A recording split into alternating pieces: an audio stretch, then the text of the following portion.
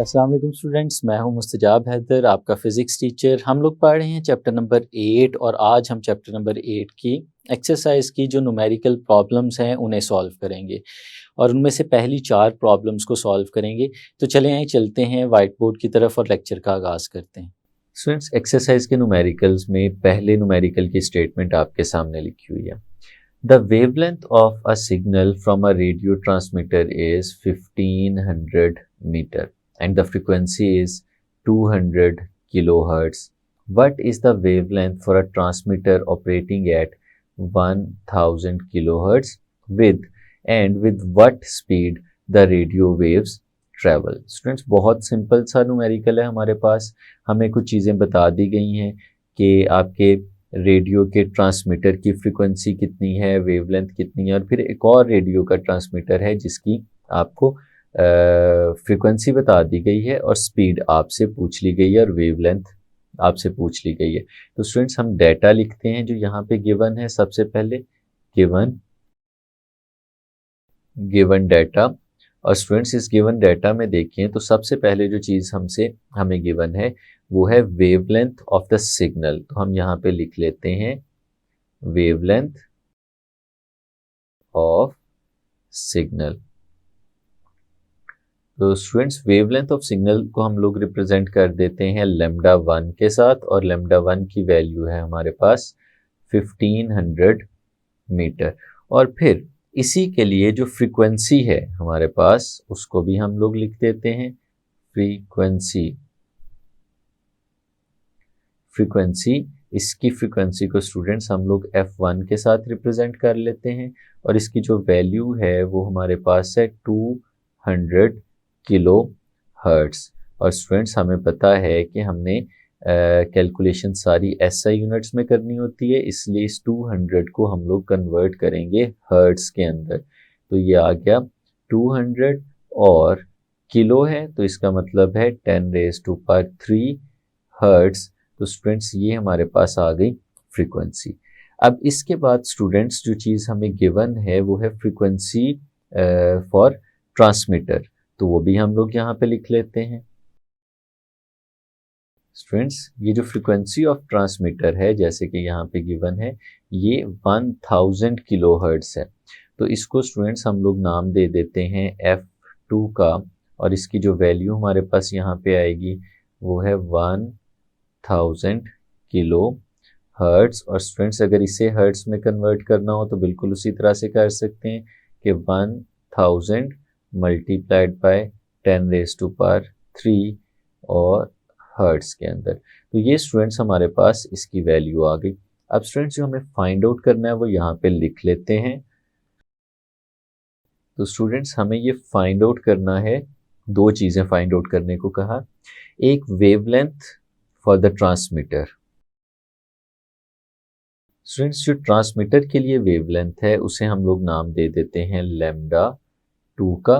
ये हमें find out करना है सबसे पहले, और उसके बाद जो दूसरी चीज़ है वो है speed of radio waves. Speed of radio wave, और स्टूडेंट्स उसे हम लोग रिप्रेजेंट करते हैं स्मॉल v के साथ। तो ये दो चीज़ें हैं जो यहाँ पे हमें फाइंड आउट करनी है। तो इनको फाइंड आउट कैसे कर सकते हैं, उसके लिए चलते हैं अपने कैलकुलेशंस की तरफ। अब कैलकुलेशंस में हमें जिस चीज़ का पता होना चाहिए वो तो एक सिंपल फॉर्मूला है हमारे पास। हमें पता है वी नो दैट कि जब भी हमें रिलेशन फाइंड आउट करना होता है स्पीड, फ्रीक्वेंसी और वेवलेंथ के दरमियान, तो ये हमारे पास बेसिक रिलेशन है v = f लैम्डा। स्टूडेंट्स, ये एक बेसिक रिलेशन है। जब भी हमें इन तीनों चीज़ों के दरमियान रिलेशन चाहिए होता है तो हम इस फॉर्मूले से वो फाइंड आउट कर सकते हैं। लेकिन अगर इस स्पेसिफिक केस की बात करें तो देखिएगा मैं पहले केस के लिए इसे कैसे लिख रहा हूँ। इसको हम इस तरह से भी लिख सकते हैं, और v = f1 and lambda 1। Students, मैंने v = f1 लैम्डा 1 लिख दिया। इसमें जो f1 है ये हमारे पहले वाले सिग्नल की फ्रीक्वेंसी है जो कि यहाँ पे गिवन है, और लैम्डा 1 इसकी वेवलेंथ है जो यहाँ पे गिवन है। लेकिन अगर आप देखें तो मैंने v के साथ 1 नहीं लिखा। उसकी वजह क्या है कि इसमें फ्रीक्वेंसी और वेवलेंथ ये तो चेंज होंगे, लेकिन जो स्पीड है हमारे पास वो स्पीड चेंज नहीं होने वाली, इसलिए हमें v1 या v2 लिखने की ज़रूरत नहीं है। तो स्टूडेंट्स फिर क्या करते हैं, यहाँ पे इसके अंदर हम वैल्यूज़ को सब्स्टिट्यूट करते हैं। पुट वैल्यूज़, हम अगर वैल्यू सब्स्टिट्यूट करें तो हमारे पास v की वैल्यू कुछ इस तरह से आएगी। सबसे पहले f1 है, उसकी वैल्यू यहाँ पे सब्स्टिट्यूट करते हैं जो कि है हमारे पास 200 इंटू 10⁻³ और ये मल्टीप्लाई हो रहा है लैम्डा 1 के साथ जिसकी वैल्यू है हमारे पास 1500। और जब हम इन दोनों को आपस में मल्टीप्लाई करेंगे तो हमें v की वैल्यू मिल जाएगी जो कि इस केस में आती है 3.0 इंटू 10⁸ मीटर पर सेकेंड। तो स्टूडेंट्स ये बड़ा मज़े का एक्सप्रेशन हमें मिला जहाँ से हमें नज़र आ रहा है कि हमारी जो रेडियो वेव्स हैं स्टूडेंट्स वो इस केस में ट्रैवल कर रही हैं और उनकी ट्रैवल करने की स्पीड जो है वो स्पीड ऑफ लाइट के बराबर है। ये इलेक्ट्रोमैग्नेटिक रेडिएशंस रेडियो वेव्स की फॉर्म में हमें मिल रही हैं। स्टूडेंट्स इसी तरह से हम अपने फॉर्मूले को फर्दर आगे भी लिख सकते हैं। कैसे लिख सकते हैं, अगर यहाँ पे देखें, और ये जो हमारा फॉर्मूला है अब मैं इसे ऐसे भी लिख सकता हूँ v is equal to f2 और इसके साथ में लैम्डा 2। और स्टूडेंट्स अगर इसे रीअरेंज करें, क्यों रीअरेंज करें, क्योंकि हमें लैम्डा 2 की वैल्यू फाइंड आउट करनी है। तो लैम्डा 2 कुछ इस तरह से आ जाएगा, ये f2 जो लैम्डा 2 के साथ मल्टीप्लाई हो रहा है ये इस तरफ आके डिवाइड हो जाएगा, तो आपके पास आएगा v डिवाइडेड बाय f2। और स्टूडेंट्स अब इसके अंदर अगर आप वैल्यू सब्स्टिट्यूट करेंगे तो हमारे पास रिलेशन कुछ ऐसे बनेगा, लैम्डा 2 और वो किसके इक्वल आएगा, ऊपर v लिखा है नीचे f2 है स्टूडेंट्स, तो v की वैल्यू सब्स्टिट्यूट करें जो कि है 3.0 इंटू 10⁸ और स्टूडेंट्स फिर हम इसे डिवाइड करेंगे f2 के साथ। और इस केस में हमें पता है जो f2 की वैल्यू है वो यहाँ पे गिवन है हमारे पास 1000 किलोहर्ट्ज या 1000 मल्टीप्लाइड बाय 10⁻³ हर्ट्ज। तो हम इन्हें यहाँ पे सब्स्टिट्यूट करते हैं 1000 इंटू 10⁻³ और फिर स्टूडेंट्स जब हम इसे सॉल्व करेंगे यहाँ पे तो हमारे पास जो लैम्डा 2 है उसका आंसर आ जाएगा जो इस केस में हमारे पास आ रहा है 300 मीटर। तो स्टूडेंट्स आपने ये चीज़ देखी कि हमारी जो वेवलेंथ है इस केस में वो आ गई है 300 मीटर। और अगर आप इसका कंपैरिजन करके देखें उस वेवलेंथ के साथ जो पहले मौजूद थी तो हमने देखा कि वहाँ पे वेवलेंथ हमारे पास 1500 मीटर थी और वहाँ पे फ्रीक्वेंसी 200 किलोहर्ट्ज थी। अब अगर हमारी फ्रीक्वेंसी 1000 हर्ट्ज हो गई यानी फ्रीक्वेंसी की वैल्यू इंक्रीज कर गई है तो हमारी वेवलेंथ डिक्रीज हो गई है। तो स्टूडेंट्स ये एक ऐसा एक्सप्रेशन है जिसका आपको पता होना चाहिए कि अगर हम स्पीड को कांस्टेंट रखें, अगर हमारे पास v कांस्टेंट रहे, हम किसी खास स्पीड की वेव की बात कर रहे हैं तो v कांस्टेंट रहे अगर, तो फिर हमारी फ्रीक्वेंसी और जो हमारी वेवलेंथ होती है इन दोनों के दरमियान में इन्वर्स रिलेशन होता है कि अगर कोई एक इनमें से इंक्रीज कर रही हो तो दूसरी डिक्रीज करना शुरू कर देती है। स्टूडेंट्स सेकंड न्यूमेरिकल की तरफ चलते हैं। स्टेटमेंट आपके सामने लिखी हुई है, 2 speakers are arranged as shown in the figure. Figure में हमें 2 स्पीकर्स दिखाए जा रहे हैं, जैसे यहाँ पे S1 और S2 ये 2 स्पीकर्स हैं और इन दोनों के दरमियान जो डिस्टेंस है वो 3 मीटर, यानी अगर इन दोनों स्पीकर्स को देखते हैं तो S1 और S2 एक दूसरे से 3 मीटर के फासले पर पड़े हुए। दे emit a constant tone of 344 hertz और 344 हर्ट्ज की टोन प्रोड्यूस कर रहे हैं दोनों speakers individually. A microphone P is moved along a line parallel 2 and 4 metre from the line connecting the two speakers. अब अगर इस माइक्रोफोन को देखें, ये जो P1 है ये हमारे स्पीकर से 4 मीटर के फासले पे पड़ा हुआ है, और ये जो लाइन नज़र आ रही है इस लाइन के ऊपर ये मूव करता है, यहाँ पे इस डायरेक्शन में ये ऊपर और नीचे की डायरेक्शन में मूव कर सकता है हमारा स्पीकर, बिल्कुल इस तरह से। It is found that tone of maximum loudness is heard and displayed on CRO when microphone is on the center of the line। तो जब माइक्रोफोन इस लाइन के बिल्कुल सेंटर में मौजूद होता है तो मैक्सिमम लाउडनेस सुनता है। एंड उसके बाद क्या है, and the line and directly opposite to each speaker, और जब ईच स्पीकर के डायरेक्टली ऑपोजिट होता है यानी इस पॉइंट पे और इस पॉइंट पे, तो इस वक्त भी वो क्या करता है, वो मैक्सिमम लाउडनेस जो है वो सुन पाता है। अब क्या कह रहे हैं, calculate the speed of sound. तो स्पीड ऑफ साउंड स्टूडेंट्स हमें कैलकुलेट करनी है। सबसे पहले जो डाटा हमें गिवन है वो लिख लेते हैं, given data.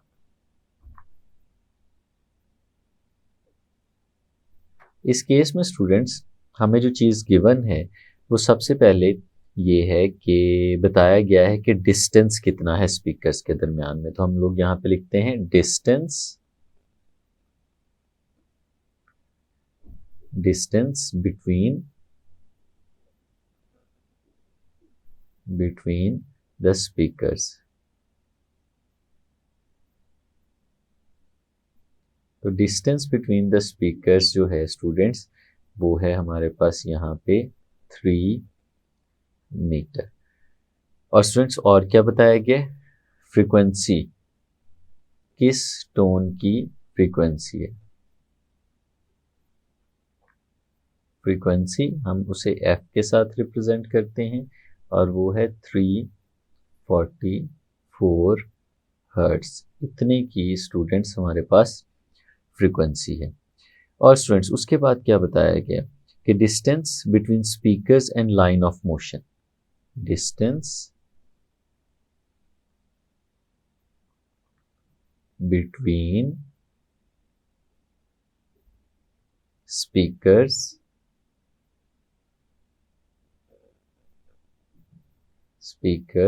and the line of motion।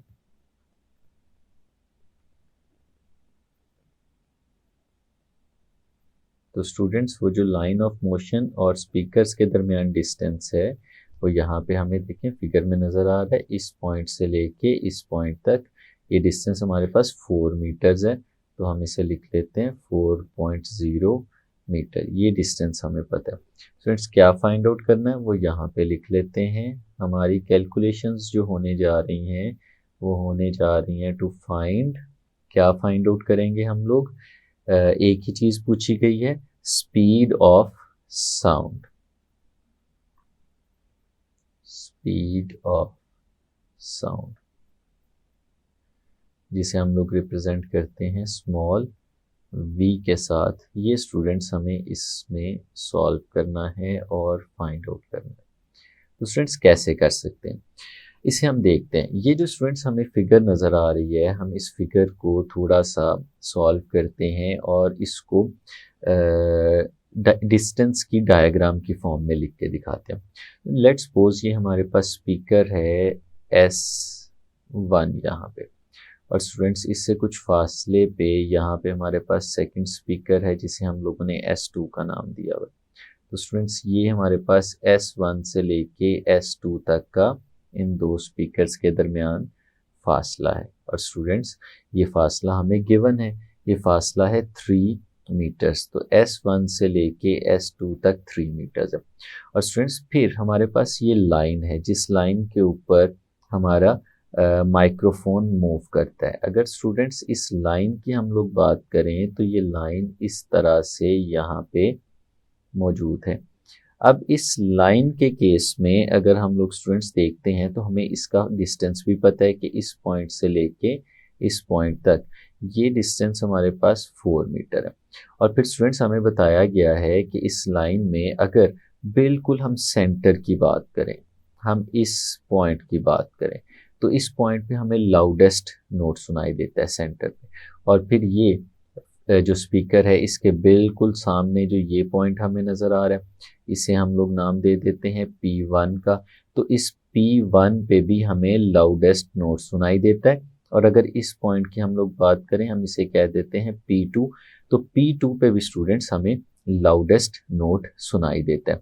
तो स्टूडेंट्स अब कुछ ऐसी जगह हमारे पास आ गई जहाँ पे हमें लाउडेस्ट नोट सुनाई देगा। एक तो ये पॉइंट है जिसे हम पॉइंट O कह देते हैं, वहाँ पे हमें लाउडेस्ट नोट सुनाई दे रहा है।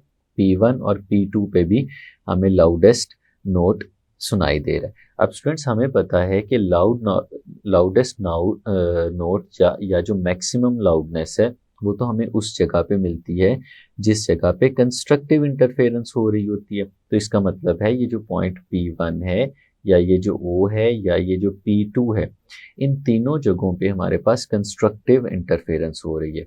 और स्टूडेंट्स हमें ये भी पता है कि कंस्ट्रक्टिव इंटरफेरेंस तो वहाँ पे होती है जहाँ पे पाथ डिफरेंस लैम्डा का इंटीग्रल मल्टीपल होता है। तो स्टूडेंट्स कैलकुलेट करने से पहले ये चीज़ हम यहाँ पे बता देते हैं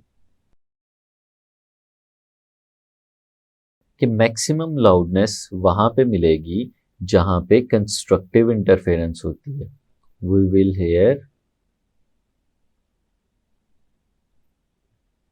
we shall hear maximum loudness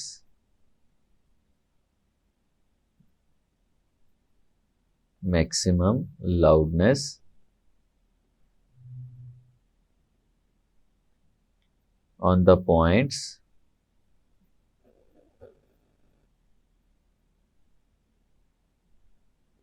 where two waves interfere constructively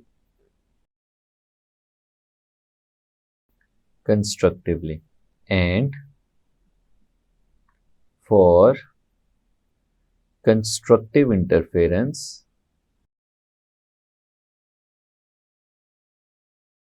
path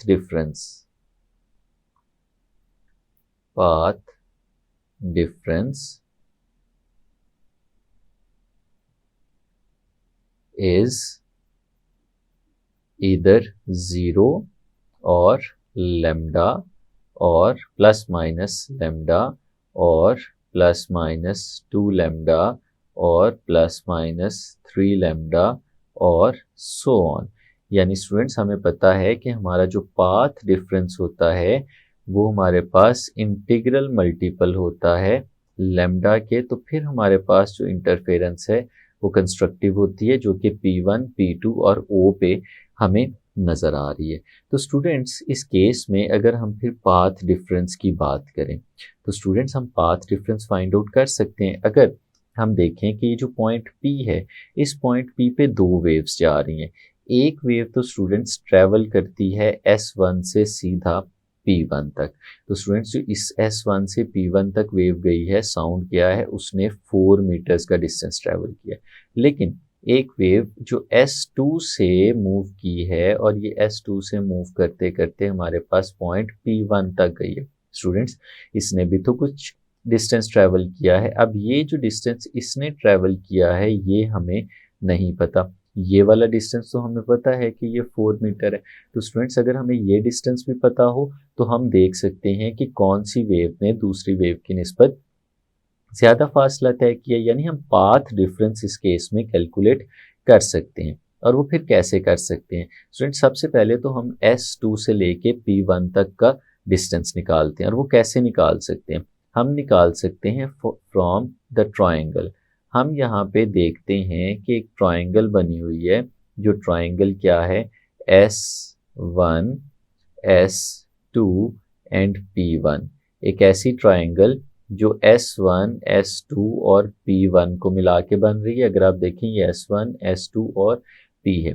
अगर इस ट्रायंगल में हम पाइथागोरस थ्योरम लगाएं तो स्टूडेंट्स हमें पता है कि उस थ्योरम में क्या होता है कि इस केस में अगर हम लोग देखते हैं तो हम ऐसे लिख सकते हैं कि हमारे पास जो हाइपोटेन्यूस है, जो S2 और P1 है, हाइपोटेन्यूज का जो स्क्वायर होता है वो इक्वल होता है परपेंडिकुलर स्क्वायर, जो इस केस में S1 और S2 है, और प्लस करके बेस का स्क्वायर, जो इस केस में हमारे पास S1 और P1 है, इनके स्क्वायर्स के इक्वल होता है।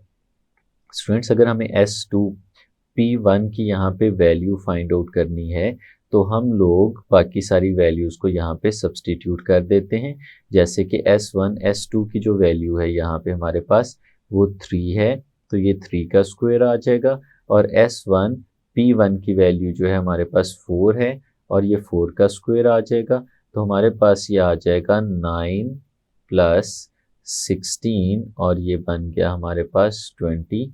और फिर अगर S2 P1 की वैल्यू हमें फाइंड आउट करनी हो तो इस केस में हमें स्क्वायर रूट भी लेना पड़ेगा, और वो स्क्वायर रूट हमारे पास कुछ इस तरह से आ जाएगा, स्क्वायर रूट ऑफ 25, और ये आंसर हमारे पास आ गया 5। इसका मतलब है S2 से लेके P1 तक ये जो डिस्टेंस हमें नज़र आ रहा है स्टूडेंट्स, ये डिस्टेंस है 5। तो स्टूडेंट्स अब हम लोग पाथ डिफरेंस निकाल सकते हैं। तो मैं अगर यहाँ पे लिखूँ तो हमारे पास जो पाथ डिफरेंस आएगा स्टूडेंट्स, वो पाथ डिफरेंस देखिएगा मैं किस तरह से लिख रहा हूँ। अगर हम इन दोनों वेव्स को देखें तो एक वेव गई है S2 से P1 तक और एक गई है S1 से P1 तक। तो हम देख सकते हैं जो S2 से P1 तक गई है उसने ज़्यादा फासला तय किया है, जो S1 से P1 तक गई है उसने कम फासला तय किया है। तो स्टूडेंट्स अगर हमें देखना हो कि पाथ डिफरेंस कितना है तो हमें पता है S2 से जाने वाली वेव ने ज़्यादा फासला तय किया है, तो S2 P1 इसने जो पाथ कवर किया है इसमें से हम लोग माइनस कर देते हैं जो S1 से P1 तक जाने वाली वेव ने पाथ कवर किया है। तो स्टूडेंट्स इस केस में जो हमारे पास पाथ डिफरेंस आ रहा है, अगर हम इसको यहाँ पे देखते हैं तो स्टूडेंट्स वो क्या आएगा, वो पाथ डिफरेंस हमारे पास यहाँ पे आ जाएगा 5, क्योंकि S2 से P1 तक का जो डिस्टेंस है वो 5 है और S1 से P1 तक का जो डिस्टेंस है वो 4 है। तो स्टूडेंट्स हमारे पास ये पाथ डिफरेंस इस केस में 1 के इक्वल आ जाएगा। तो स्टूडेंट्स ये पाथ डिफरेंस जो है 1 के इक्वल आने का क्या मतलब है यहाँ से, कि हमारे पास देखिए हमने देखा था कि जो पाथ डिफरेंस है वो क्या होगा, वो या तो 0 या लैम्डा का मल्टीपल या 2 लैम्डा या 3 लैम्डा इस तरह का होता जाएगा। तो स्टूडेंट्स इस केस में अगर हम देखें तो हमें जो पहला साउंड सुनाई दिया था वो पॉइंट O पे सुनाई दिया था, और ये पॉइंट O जो है हमारे पास स्टूडेंट्स ये तो बिल्कुल सेंटर में है। अगर हम इसको देखें तो ये इस तरफ से भी सेंटर में है और ये इस तरफ से भी सेंटर में। तो अगर इस केस में हम पाथ डिफरेंस निकालते हैं तो वो हमारे पास 0 आता है, क्योंकि दोनों वेव्स ने एक जितना डिस्टेंस ट्रेवल किया। और जब हमारा माइक 0 से P1 की डायरेक्शन में मूव करते हुए ऊपर की तरफ जा रहा था तो इस केस में जो पहला उसे लाउडेस्ट नोट या मैक्सिमम साउंड सुनाई दिया था वो P1 पे दिया था। इसका मतलब है कि P1 पहला वो डिस्टेंस आया है जहाँ पे हम लैम्डा के मल्टीपल का पाथ डिफरेंस निकाल रहे हैं। तो इसका मतलब क्या हुआ स्टूडेंट्स, इसका मतलब ये हुआ कि यहाँ पे जो हमें पाथ डिफरेंस 1 आया है ये असल में 1 नहीं है, बल्कि ये पाथ डिफरेंस लैम्डा के इक्वल है। यानी हम कह सकते हैं कि ये 1 इस केस में हमारा लैम्डा के इक्वल है, यानी पाथ डिफरेंस हमारा लैम्डा वो 1 के बराबर आ रहा है। तो स्टूडेंट्स ये चीज़ आपने यहाँ पे अंडरस्टैंड करनी है और इसे याद रखना है कि ये पाथ डिफरेंस बेसिकली किसकी वैल्यू है, लैम्डा की वैल्यू है। तो स्टूडेंट्स अब बड़ी आसानी से हम लोग अपनी स्पीड कैलकुलेट कर सकते हैं। किस तरह से स्टूडेंट्स, हमें पता है कि स्पीड अगर निकालनी हो तो वी नो दैट, हम लोग जानते हैं कि स्पीड का रिलेशन तो बहुत सिंपल होता है, v is equal to F into lambda. और स्टूडेंट्स f तो हमें गिवन है, हमें बता दिया गया f की वैल्यू है 344 हर्ट्ज। और स्टूडेंट्स साथ में हम लेमडा की वैल्यू सब्सटीट्यूट कर देते हैं जो कि इस केस में हमारे पास 1 के बराबर आया है। तो स्टूडेंट्स फिर इसको मल्टीप्लाई करेंगे तो v की वैल्यू हमारे पास आ जाएगी 344 मीटर पर सेकंड। तो स्टूडेंट्स हमारी यहाँ पे स्पीड ऑफ साउंड 344 मीटर पर सेकेंड मिल गई, यानी हमारा साउंड जो है इस सिनेरियो में, इस केस में ट्रैवल कर रहा होगा 344 मीटर पर सेकेंड की स्पीड के साथ। स्टूडेंट्स अपने थर्ड न्यूमेरिकल की तरफ चलते हैं। 8.3 A stationary wave is established in a string which is 120 centimeter long and fixed at both ends. The string vibrates in 4 segments at a frequency of 120 Hz. Determine its wavelength and fundamental frequency. तो students हमें ये बताया गया है कि ये एक string है जिसे हम लोगों ने दो एंड्स पे बांध के रखा हुआ है। जैसे एक ये एंड कंसीडर कर लें और एक ये एंड कंसीडर कर लें। यहाँ पे हम लोगों ने इसे बांधा हुआ है, और जब ये बांधा हुआ है तो इस रस्सी की जो लेंथ है वो 1.2 मीटर्स है या 120 सेंटीमीटर्स है, और ये 4 लूप्स के अंदर ऑसिलेट कर रही है। जैसे आप देखते हैं 1 2 3 और 4, इसके अंदर 4 लूप्स बनी है, 4 सेगमेंट्स बने हुए हैं जिसके अंदर ये ऑसिलेट कर रही है। The string vibrates in 4 segments, पहली चीज जो उसने बताई, at a frequency of 120 hertz, और जो फ्रीक्वेंसी है इस केस में वो 120 हर्ट्ज है। हमें क्या बताना है, हमें डिटरमिन करना है it's wavelength and fundamental frequency. तो स्टूडेंट्स सबसे पहले जो डाटा गिवन है वो यहाँ पे लिख लेते हैं। गिवन डेटा, इस केस में जो स्टूडेंट्स हमारे पास डेटा गिवन है वो ये है कि सबसे पहले लेंथ ऑफ स्ट्रिंग हमें बताई गई है। लेंथ ऑफ स्ट्रिंग, जो लेंथ ऑफ स्ट्रिंग है स्टूडेंट्स उसको स्मॉल एल के साथ हम लोग रिप्रेजेंट करते हैं, और स्टूडेंट्स ये इक्वल है 120 सेंटीमीटर के, या अगर हम इसे कन्वर्ट करें मीटर में तो 120 को डिवाइड कर देंगे स्टूडेंट्स हम लोग 100 के साथ, क्योंकि 1 मीटर के अंदर 100 सेंटीमीटर होते हैं, और ये हमारे पास आ जाएगा 1.2 मीटर। ये स्टूडेंट्स हमारे पास आ जाएगी लेंथ ऑफ द स्ट्रिंग जो कि है 1.2 मीटर। अब स्टूडेंट्स इसके बाद अगली चीज जो हमें गिवन है वो है number of loops. Number of loops, और स्टूडेंट्स हमें नजर आ रहा है कि नंबर ऑफ लूप्स जो हैं वो 4 हैं। n की वैल्यू स्टूडेंट्स हमारे पास यहाँ पे 4 आ गई। उसके बाद जो चीज गिवन है frequency of vibration in 4 segments, और इसके बाद फ्रीक्वेंसी दी गई है, और ये फ्रीक्वेंसी कौन सी है, ये फ्रीक्वेंसी है 4 सेगमेंट्स की, यानी हम उसे f4 कह सकते हैं। और स्टूडेंट्स जो f4 की वैल्यू है हमारे पास वो है 120 हर्ट्ज। ये चीज हमें गिवन है। अब हमें फाइंड आउट क्या करना है, दो चीजें स्टूडेंट्स पूछी हुई हैं हम लोगों से। टू फाइंड, हम लोगों ने क्या क्या बताना है, एक तो स्टूडेंट्स हमें बताना है कि फंडामेंटल फ्रीक्वेंसी क्या है।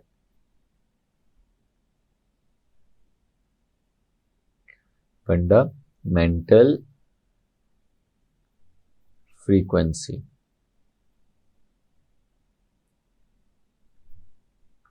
फंडामेंटल फ्रीक्वेंसी स्टूडेंट्स हमें पता है, हम उसे रिप्रेजेंट करते हैं स्मॉल f1 के साथ।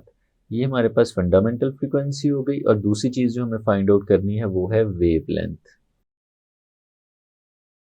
और वेवलेंथ को स्टूडेंट्स हम लोग रिप्रेजेंट करते हैं लैम्डा के साथ। ये स्टूडेंट्स हमें दो चीजें फाइंड आउट करनी है। तो चलें अब आगे चलते हैं और अपनी कैलकुलेशंस की तरफ आते हैं। अब स्टूडेंट्स हमें सबसे पहले अगर हम बात करें वेवलेंथ की, तो स्टूडेंट्स वेवलेंथ फाइंड आउट करने के लिए हमें इस फिगर को देखना पड़ेगा। इस फिगर में हम लोग देखते हैं कि हमें 4 लूप्स नज़र आ रही हैं।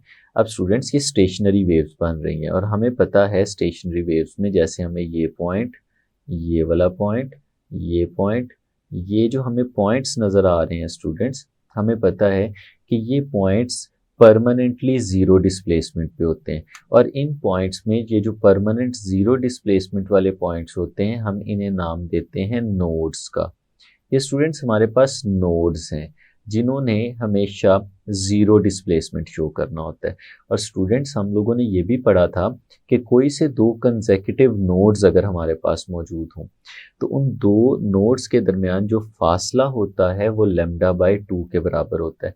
यानी अगर हम एक इस नोड और इसके करीब तरीन जो अगला नोड है इनके दरमियान डिस्टेंस की बात करें तो ये बराबर होता है λ/2 के, ये हाफ ऑफ वेवलेंथ के बराबर होता है। इसी तरह से अगर अगले दो नोड्स की हम लोग बात करते हैं तो स्टूडेंट्स इनके दरमियान फासला भी λ/2 होगा। इससे अगले दो नोड्स की बात करते हैं तो उनके दरमियान जो फासला है वो भी λ/2 होगा। और फिर उनसे अगले जो दो पॉइंट नोड्स हैं उनके दरमियान अगर हम डिस्टेंस की बात करें तो वो भी λ/2 होगा। तो स्टूडेंट्स अगर हम इसको देखें तो हमारी जो पूरी लेंथ है जो यहाँ पे नज़र आ रही है वो लेंथ तो 4 टाइम्स λ/2 के इक्वल होनी चाहिए, क्योंकि ये पूरी की पूरी यहाँ से लेके यहाँ तक इन दो पॉइंट्स के दरमियान यही तो हमारी स्ट्रिंग है और ये इसकी लेंथ है और इस लेंथ में 4 टाइम्स λ/2 आ रहा है। तो स्टूडेंट्स हम लोग फिर लिख सकते हैं कि लेंथ ये जो हमें नज़र आ रही है ये इक्वल है 4 टाइम्स ऑफ λ/2। और स्टूडेंट्स अगर हम इसको थोड़ा सा काट के सिंप्लीफाई करके लिखें तो हम इसे ऐसे भी तो लिख सकते हैं L is equal to 2 times of λ। और स्टूडेंट्स अगर यहाँ से हम लोग λ की वैल्यू फाइंड आउट करना चाहें तो λ बराबर आएगा लेंथ डिवाइडेड बाय 2 के, ये जो 2 मल्टीप्लाई हो रहा था ये इस तरफ लेके जाके हम लोग डिवाइड कर देंगे। तो स्टूडेंट्स अब तो बहुत आसान हो गया, लेंथ की वैल्यू तो हमें पता है। इस केस में जो हमारी लेंथ थी स्टूडेंट्स वो 1.2 मीटर्स थी जो हम लोगों ने सेंटीमीटर से मीटर में कन्वर्ट करके रखी हुई है। तो लेंथ की वैल्यू इधर सब्सटीट्यूट करते हैं जो कि है 1.2 और इसे हम लोग डिवाइड कर देते हैं 2 पे। तो जब 1.2 को हम 2 पे डिवाइड करेंगे तो हमें λ की वैल्यू मिल जाएगी जो इस केस में आती है 0.6। और स्टूडेंट्स ये किस में आएगी, ये आएगी 0.6 मीटर में। तो स्टूडेंट्स ये पहला हिस्सा था हमारे क्वेश्चन का जो हम लोगों ने सॉल्व कर लिया, जिसमें हम लोगों ने λ की वैल्यू यहाँ पे फाइंड आउट कर ली। अब स्टूडेंट्स आगे चलते हैं, जो दूसरी चीज़ हमसे पूछी हुई है हम उसे भी फाइंड आउट करते हैं। दूसरी चीज़ जो स्टूडेंट्स हमसे पूछी गई है वो है फंडामेंटल फ्रीक्वेंसी। अब स्टूडेंट्स फंडामेंटल फ्रीक्वेंसी कैसे निकाल सकते हैं, हमें एक रिलेशन पता है, वी नो दैट, कि हमारी जो फ्रीक्वेंसी है वो क्वांटाइज्ड होती है। यानी जो एफ एन है स्टूडेंट्स ये इक्वल होता है एन टाइम्स F1 के। और स्टूडेंट्स अगर इस केस में हम लोग देखें तो हमें तो फोर्थ फ्रीक्वेंसी की वैल्यू पता है, तो अगर हम यहाँ पे n की जगह 4 लगा दें तो हम इसको ऐसे भी तो लिख सकते हैं F4 is equal to 4 times of F1। तो स्टूडेंट्स अगर ये इसके इक्वल हो तो यहाँ से हम लोग F1 की वैल्यू भी तो फाइंड आउट कर सकते हैं। किस तरह से, क्योंकि ये 4 जो है मल्टीप्लाई हो रहा है, इसको दूसरी तरफ ले जाएं डिवाइड हो जाएगा, F1 is equal to F4 divided by 4, हमारे पास इस तरह का रिलेशन आ जाएगा। तो स्टूडेंट्स अब इसके अंदर अगर आप वैल्यू सब्सटीट्यूट करते हैं तो हमें पता चल रहा है कि बहुत आसानी से हम F1 निकाल सकते हैं, जो इस केस में क्या आएगा, F1 is equal to F4। F4 की वैल्यू हमें दी गई है जो कि है 120 हर्ट्ज। तो हम F4 की जगह इसकी वैल्यू लगाते हैं और ये डिवाइड होगी 4 के साथ। तो स्टूडेंट्स हमारे पास आंसर क्या आ जाएगा F1 का, इस केस में जब 120 को 4 पे डिवाइड करते हैं तो हमारे पास आंसर आ जाता है 30। तो स्टूडेंट्स 30 हर्ट्ज हमारे पास यहाँ पे आ जाएगी जो कि हमारी फंडामेंटल फ्रीक्वेंसी है। तो स्टूडेंट्स ये था हमारा क्वेश्चन जिसमें हमने दोनों चीज़ें फाइंड आउट कर ली। जो पहली चीज़ थी वो थी हमारे पास वेवलेंथ लैम्डा जो कि 0.6 मीटर आई, और दूसरी हमारे पास फंडामेंटल फ्रीक्वेंसी जो कि 30 हर्ट्ज के बराबर आई। स्टूडेंट्स नेक्स्ट क्वेश्चन की तरफ चलते हैं। क्वेश्चन है The frequency of the note emitted by a stretched string is 300 Hz. What will be the frequency of this note when the length of the wire is reduced by 1/3 without changing the tension? और second part क्या है? The tension is increased by 1/3 without changing the length of the wire. Students ये basically एक नहीं बल्कि दो numerical हैं जो कि अलग अलग से पेपर में पूछे जाते हैं। एक अगर ये न्यूमेरिकल आएगा तो इसका कोई एक पार्ट हमारे पास पूछा जाएगा पेपर में, दोनों पार्ट्स एक साथ नहीं पूछे जाते। तो हम भी इनको इसी तरह से सॉल्व करेंगे जैसे ये एक नहीं बल्कि दो न्यूमेरिकल्स हैं। तो स्टूडेंट्स हम लोग इसका डाटा सबसे पहले लिखते हैं जो कि गिवन है, गिवन डाटा। इस केस में स्टूडेंट्स जो चीज़ हमें गिवन है वो ये है कि the frequency of the note emitted by stretch string is 300 hertz. तो जो फ्रीक्वेंसी है स्टूडेंट्स सबसे पहले ये हमें दे दी गई है, फ्रीक्वेंसी। तो स्टूडेंट्स फ्रीक्वेंसी की जो वैल्यू है हमारे पास वो है 300 हर्ट्ज।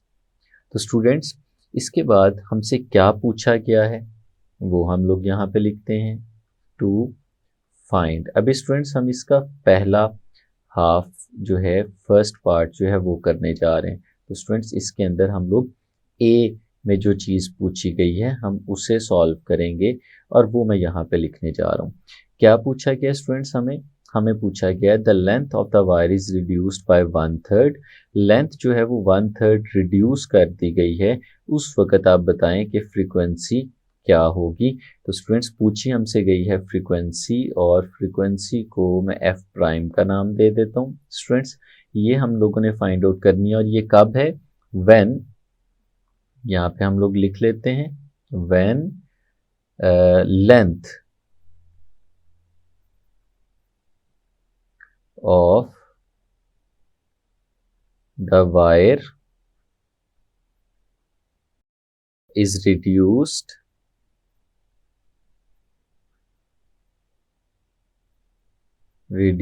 by 1/3। लेंथ जो है स्टूडेंट्स उससे हमने रिड्यूस कर दिया है 1/3, लेकिन हम लोगों ने जो टेंशन है उसमें कोई चेंज नहीं आने दिया, टेंशन को हम लोगों ने चेंज नहीं होने दिया। तो स्टूडेंट्स चलते हैं इसकी कैलकुलेशंस की तरफ। तो स्टूडेंट्स हम लोगों को पता है, फॉर्मूला हम लोग जानते हैं, वी नो दैट।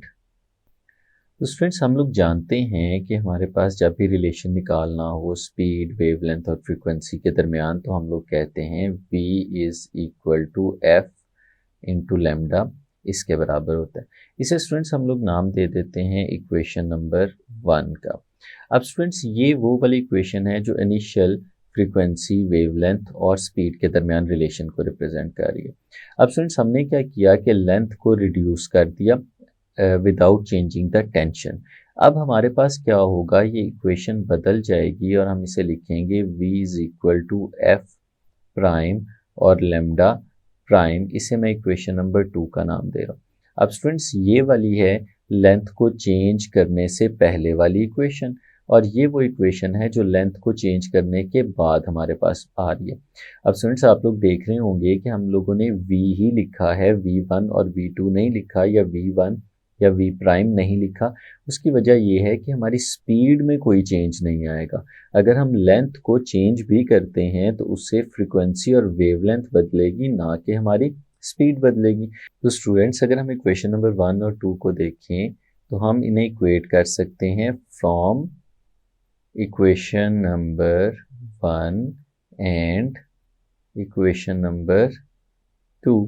अगर इन दोनों इक्वेशंस को हम लोग देखते हैं तो हम लोग कह सकते हैं कि इस केस में F prime lambda prime is equal to F and lambda. क्योंकि दोनों इक्वेशंस की लेफ्ट हैंड साइड सेम थी तो हम लोगों ने दोनों इक्वेशंस की राइट हैंड साइड्स को भी एक दूसरे के इक्वल कर लिया। और ये जो इक्वेशन हमारे पास बन रही है स्टूडेंट्स, इसे हम लोग नाम दे देते हैं इक्वेशन नंबर 3 का। अब स्टूडेंट्स अगर इस इक्वेशन को देखें तो हम इसमें से अपने एफ प्राइम जो हमने यहाँ पे लिखा हुआ है, हम इसकी वैल्यू फाइंड आउट कर सकते हैं अगर हमें ये रिमेनिंग चीज़ें पता हों। अब इसमें से एक चीज़ तो हमें गिवन है, वो क्या है कि हमारी जो लेंथ है उसे हम लोगों ने रिड्यूस किया है 1/3। गिवन है उसको मैं यहाँ पे लिखता हूँ। गिवन क्या है स्टूडेंट्स, हमें स्टूडेंट्स गिवन ये है कि हमारी जो लेंथ है यानी वेवलेंथ है उसको हमने 1/3 रिड्यूस कर दिया। अगर स्टूडेंट्स हम लोग बात करें लैम्डा प्राइम की, ये वेवलेंथ है हमारी जो रिड्यूस होने के बाद आई। अगर हम इसको देखें तो ये है हमारे पास वेवलेंथ लैम्डा जो रिड्यूस होने से पहले थी, और हमने कहा कि रिड्यूस कितनी की है 1/3, यानी हम इसमें से माइनस कर देते हैं लैम्डा बाय 3 को। तो स्टूडेंट्स ये हमारे पास वो वेवलेंथ होगी जो चेंज होने के बाद आई, यानी लैम्डा हमारी चेंज होने से पहले वेवलेंथ थी, और फिर लैम्डा बाय 3 हमने क्या किया उसमें से सब्ट्रैक्ट कर दिया, तो लैम्डा प्राइम हमारे पास यहाँ पे आ जाएगा। और स्टूडेंट्स अगर इस लैम्डा प्राइम की इधर वैल्यू फाइंड आउट करें, हम इसका एलसीएम लेते हैं तो 3 हमारे पास एलसीएम आ जाता है 3 लैम्डा माइनस लैम्डा। तो लैम्डा प्राइम की हमारे पास जो यहाँ पे वैल्यू आएगी वो आ जाएगी 2 लैम्डा डिवाइडेड बाय 3। ये स्टूडेंट्स हमारे पास वैल्यू आ गई लैम्डा प्राइम की। तो अब हम वैल्यू सब्सटीट्यूट कर देते हैं in equation number 3। Put values in equation number 3।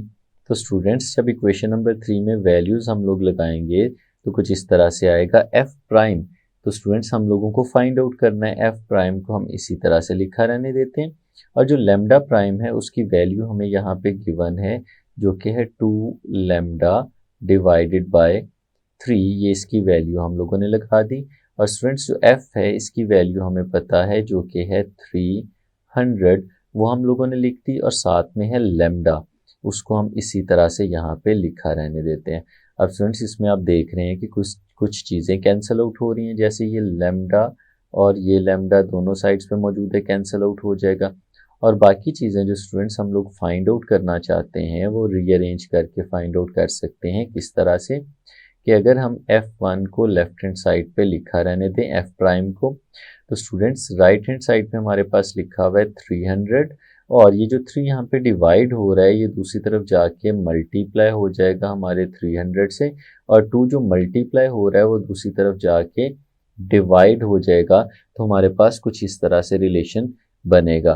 तो स्टूडेंट्स अगर एफ प्राइम यहाँ पे फिर इसकी वैल्यू को फाइंड आउट करते हैं तो 300 मल्टीप्लाइड बाय 3 900, और इसे 2 पे अगर हम लोग डिवाइड करेंगे तो स्टूडेंट्स हमारे पास यहाँ पे आंसर आ जाएगा, जो आंसर आता है 450 हर्ट्ज। तो स्टूडेंट्स ये है हमारी फ्रीक्वेंसी जो यहाँ पे हम लोग कैलकुलेट कर सकते हैं कि हमारे पास अगर लेंथ को यानी वेवलेंथ को 1/3 रिड्यूस कर दिया जाए तो उसकी फ्रीक्वेंसी पे क्या चेंज आएगा। तो हम देख रहे हैं कि पहले अगर हमारी फ्रीक्वेंसी 300 हर्ट्ज थी तो अब 450 हर्ट्ज हो गई, यानी वेवलेंथ को रिड्यूस करने से हमारी फ्रीक्वेंसी इंक्रीज हो गई है।